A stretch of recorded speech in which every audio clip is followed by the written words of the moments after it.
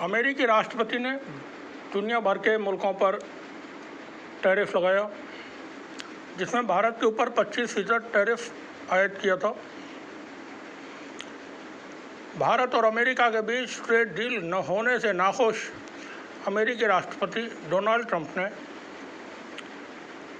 जुर्माना बतौर या कहें कि सज़ा के तौर पर भारत के ऊपर 25% एक्स्ट्रा टैरिफ और लगा दिया है। यह टैरिफ 27 अगस्त 2025 से लागू हो गया है। उसका नोटिफिकेशन अमेरिकी राष्ट्रपति के द्वारा कर दिया गया है। आने वाले वक्त में अमेरिका की तरफ से सैंक्शंस लगेंगे भारत के ऊपर। आरएसएस, विश्व हिंदू परिषद, बजरंग दल के ऊपर पाबंदियां लगेंगी।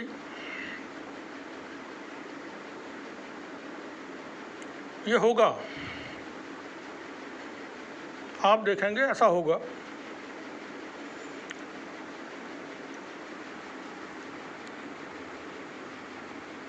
भारत एक बहुत बड़ा विशाल देश है, जिसकी दुनिया भर में अपनी एक अलग शनाख्त है।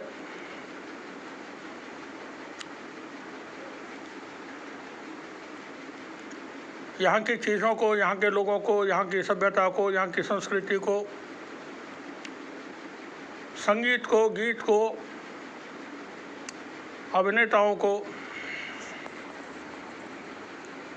हिमालय को, हिंद महासागर को, दरियाओं को पूरी दुनिया जानती है। ताजमहल, कुतुब मीनार, लाल किले, गोल गुंबद, आलीशान मंदिर, गिरजाघर, गुरुद्वारे, लोग जानते हैं भारत को।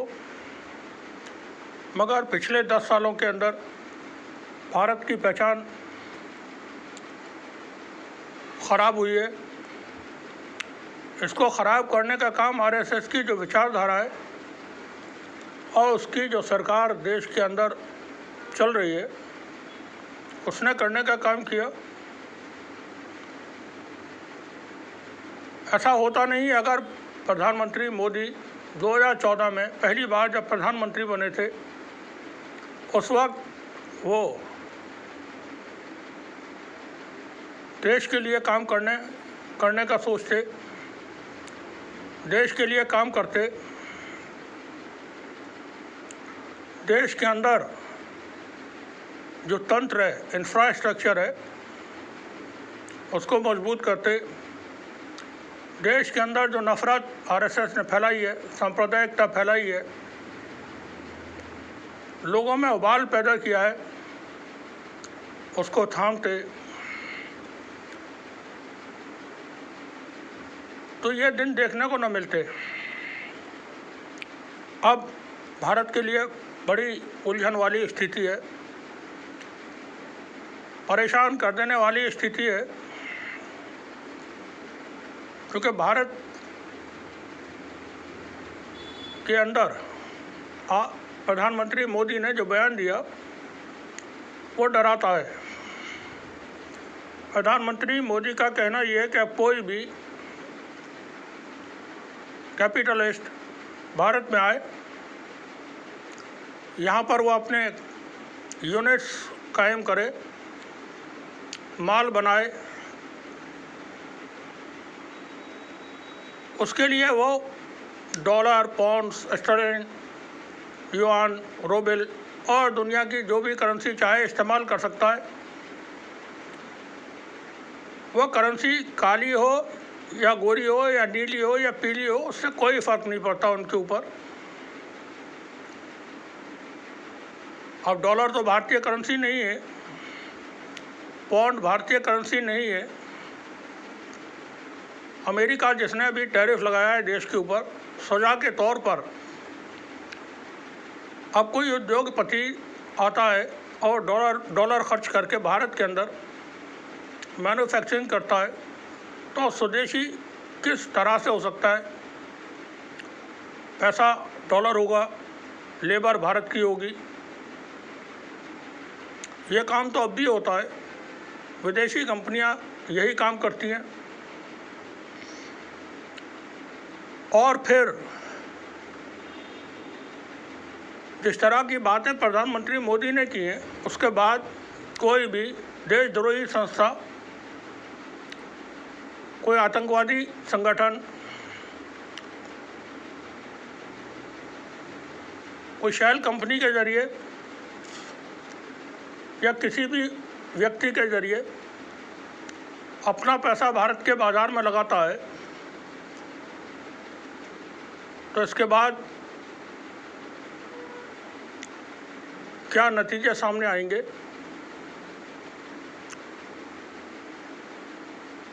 ये फिक्र की बातें हैं।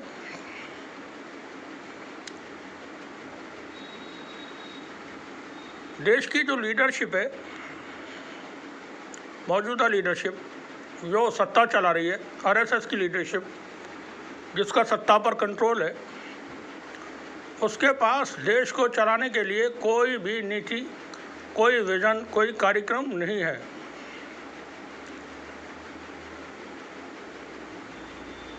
ग्यारह साल का ये वक्त एक तरह से कह सकते हैं कि वो बर्बाद किया गया। एक मर्तबा प्रधानमंत्री मोदी ने लाल किले से कहा था कि अगले 10 साल तक देश की जनता देश के विकास के लिए जुट जाए और तमाम बातों को भूल जाए। उन तमाम बातों में मॉब लिंचिंग, हिंसा, सांप्रदायिकता, मस्जिदों पर हमले, मुसलमानों का अपमान, सिखों का अपमान, ईसाइयों का अपमान, दलित आदिवासियों का अपमान, उनका उत्पीड़न, ये बंद हो जाए। लेकिन ऐसा नहीं हो सका।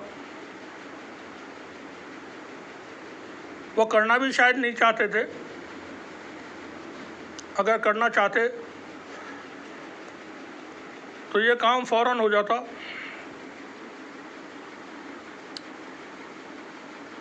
एक लेख आपके सामने पेश है और मैं चाहूँगा कि आप उसे थोड़ा गौर से सुने।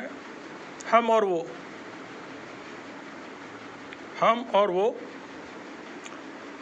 हम बहुत शक्तिशाली, सभ्य, पूर्ण विकसित, शिक्षित, धनवान, और वो गरीब, लाचार, गंदे, अनपढ़, बेरोजगार, असभ्य, कमज़ोर हैं। हम समझते हैं कि हम इस धरती पर राज करने के लिए हैं और वह हमारे उपयोग के लिए हैं। हम शासक हैं और वो मजदूर गुलाम हैं। हम भ्रष्ट, निरंकुश, क्रूर हैं, वो दया के भी पात्र नहीं हैं। दुनिया में ये अवस्था वैसे तो मानव इतिहास के शुरू के समय से ही चली आ रही है। ये अवस्था यूरोप के देशों में, यूरोप के देशों ने दुनिया भर में कायम की। फ्रांस, इंग्लैंड ने दुनिया के 100 से भी ज़्यादा देशों पर कब्जा कर वहाँ अपना राज स्थापित किया। यूरोप के अन्य देश, Germany, Italy, Poland, Austria, Hungary, Belgium, Spain ने भी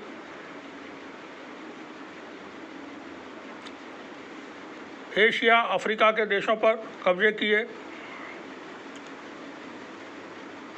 और वहाँ राज किया। यूरोप ने पूरी दुनिया के निज़ाम को हम और वो में बांट दिया।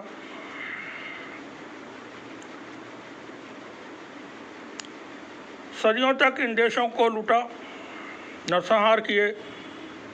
यूरोप के देशों द्वारा किए गए अपराधों को वहाँ की अपनी जनता ने भी कभी गलत नहीं माना।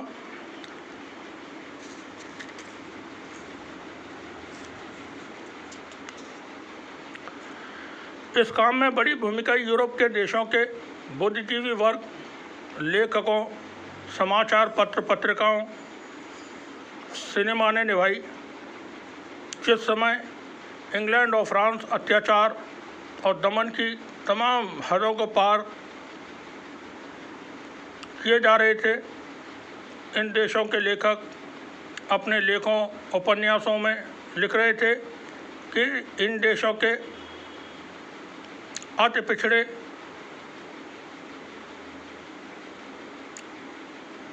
देशों में अंधकार दूर कर रहे हैं। इनके देश अति पिछड़े देशों से अंधकार दूर कर रहे हैं।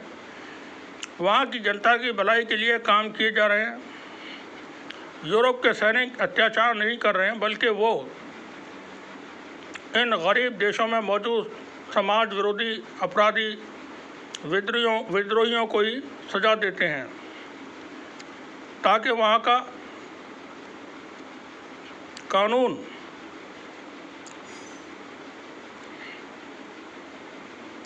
दुरुस्त किया जा सके, कानून का राज हो, शांति हो, तरक्की हो। यह बहुत भयानक था। एक तरफ फ्रांस और इंग्लैंड खूनी खेल खेल रहे थे तो दूसरी तरफ इनके देशों की जनता जश्न मना रही थी, अपनी सरकारों पर गर्व कर रही थी। अब हम और वो की जनता जो हो रहा था को अपना चुकी थी। हम राज कर रहे थे और वो गुलाम बनकर जी रहे थे। बुरा ये हो रहा था कि अब दोनों ही सामान्य रूप से एक दूसरे को स्वीकार कर चुके थे। यूरोप के देश अपने ख़जाने भर रहे थे, गुलाम देश कंगाल हो रहे थे। यूरोप की जनता आलीशान जीवन जी रही थी, गुलाम देशों के लोग खदानों में, खेतों में, रेल की पटरियां बिछाने में, भट्टियों में अफीम खिलाकर झोंके जा रहे थे। यह 2025 का साल है,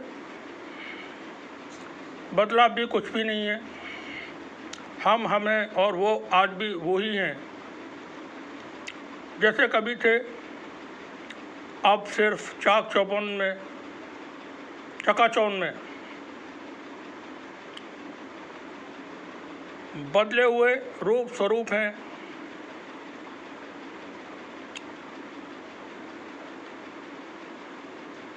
जो हैं वैसे ही निर्दयी, क्रूर, अत्याचारी, भ्रष्ट, निरंकुश। कुछ भी तो नहीं बदला है।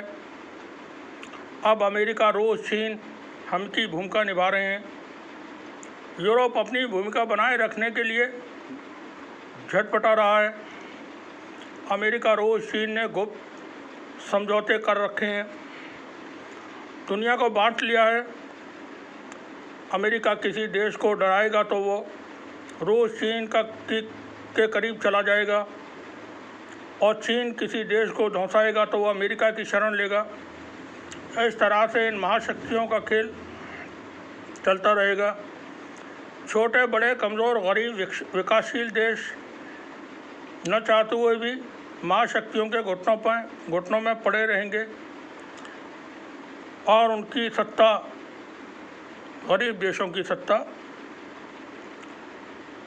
जनता से सच छिपाकर अपना राजकाज चलाती रहेगी। इन देशों की सत्ता अपनी ही जनता को हम के लिए मजदूरों में बदलने का काम कर रही है। हम के पास अपार शक्ति है, धन दौलत है, टेक्नोलॉजी है,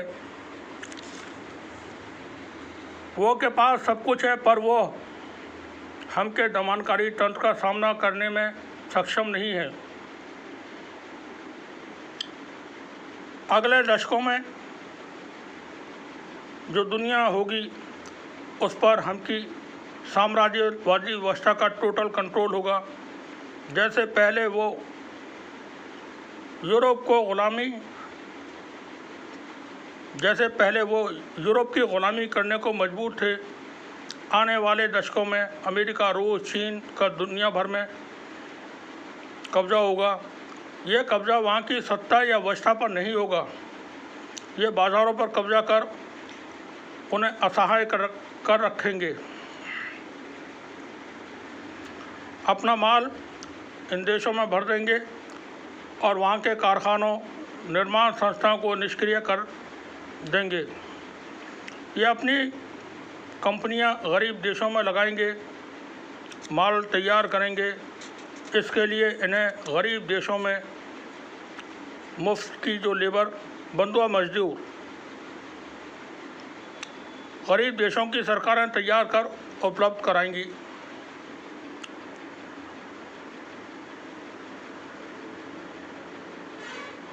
भारत जैसे विशाल देश में, जैसा कि हमने शुरू में कहा, जिसके पास के सब कुछ है,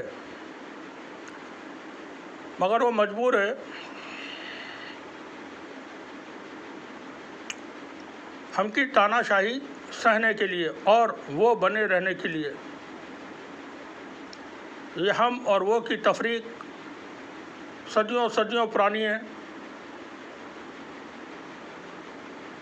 जो सदा चलती रहेगी। ताकतवर हमेशा राज करते रहेंगे, गरीब कमज़ोर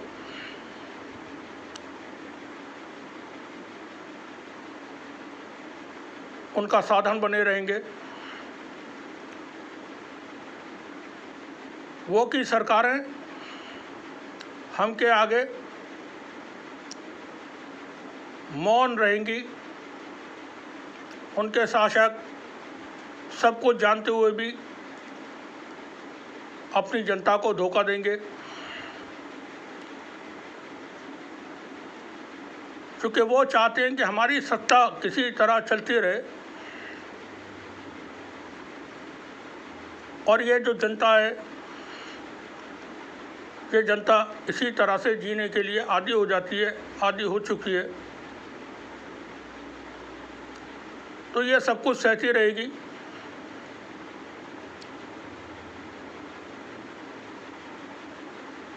हमका वर्चस्व इस दुनिया पर कायम रहेगा और वो असहाय, बेबस हो करके उनके पिछलग्गू बने रहेंगे। शुक्रिया आप सभी का।